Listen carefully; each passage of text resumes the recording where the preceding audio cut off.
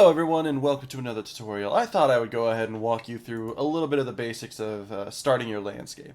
Alright, so when you go into Unreal, go ahead and create a new level, or if you start a blank project, that's fine. You can do that. You can do this off of that too. So how you begin this is you go up to, see where it says modes right here. You'll see this little tab. You can click it down and you can go to landscape. Now, it's going to take a moment and then it loads and it'll load up this grid. You can raise the resolution and number of I forget what it's called. Yeah, number of components. That's what I thought it said. Yeah. And it actually increases the size of the landmass that you will get as well as the resolution of it that you will have. Sorry, I had to move my coffee. And if you notice, if you create it, it'll just show up as this blank thing. You'll have no material on there or anything.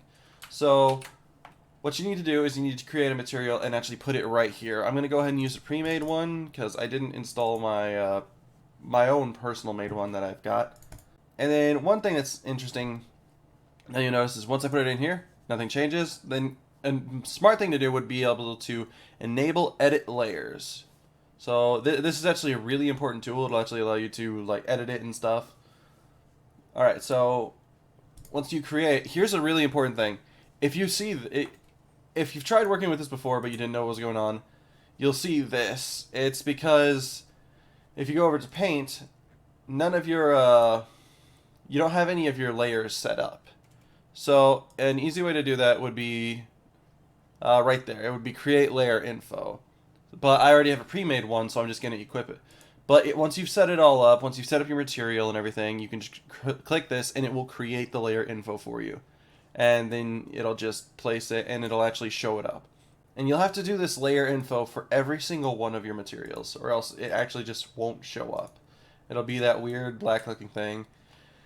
And there you go. That's how you get your material working. So a couple of things is like you can switch between them. Your paint, your strength is how strong it goes. As you know, but if you notice, every time you switch, it'll actually have to redo the shaders for each individual one. So if you're going to use them on all of them, it's good to just get it all out of the way really early. Just take the time to activate every single cube. I don't know why I'm using such a large resolution. Hold on a minute. So the fall off is a little bit, if you notice there's now, after I turn that up, as you notice there's a little bit of a ring around the actual space that you're painting on. So the higher it goes, the more fall off it is. As you notice, the center part is powerful, whereas the outer parts are really weak. So it kind of gives it a fall-off style look. See? So that's used for allowing you to mix the textures together.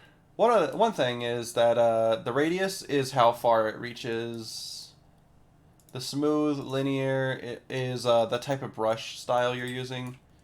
If you set it to tip, it's the mainly that one spot in the center, and it falls off very powerful to the sides. Then you got spherical, which is obviously a sphere. Now here's another thing. If you go over to sculpt, you've got multiple tools.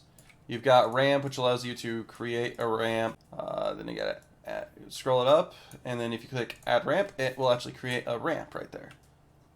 Sculpt, that's a really important one. This tool is mainly used for like raising the landscape around where you're clicking.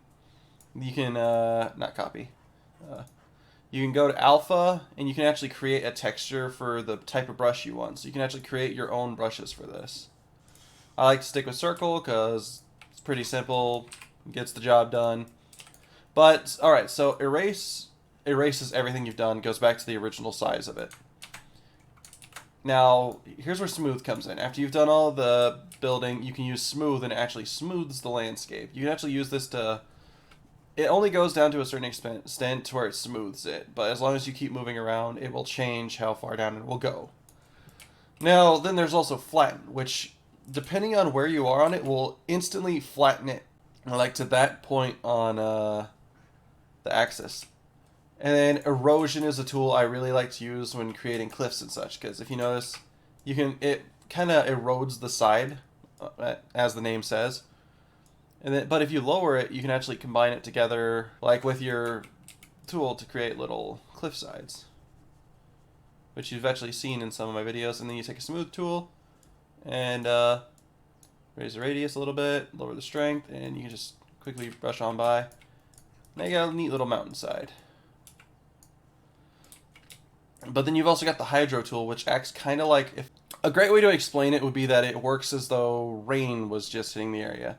So it kind of breaks it down as though it had been just raining. Now, because I don't have the resolution very high, it's raising different areas in order to fix with the tessellation of the map. So that's why it's looking weird, but if I raise the radius, it should just dip down in multiple areas. Yeah, see? So it can be a fairly useful tool. When combined correctly with the erosion tool, it can create really nice looking mountains. Then you've got the noise tool, which adds a little bit of noise to your height map. It does things like this. Like, it's an interesting tool. It can also be used to create mountainsides and such. I haven't used the noise tool too much because I haven't really needed to. But yeah, you can do really neat things with the noise tool, like create these little dips, these little mountain hills. It's all pretty neat. So there's another thing you can do is mask visibility. If you click an area, it will actually, just give it a moment, it's gonna mask out individual quads on the landscape, leaving a hole. So give it a moment, and there. See, it hid a hole in the square. This can be used for, like, caves and such if you wanted to. Let's go ahead and grab a tree out, take it out, place it there. We have to leave the mode in order to mess with the tree. So that's something important. You have to leave the mode and go back to select in order to mess with the tool.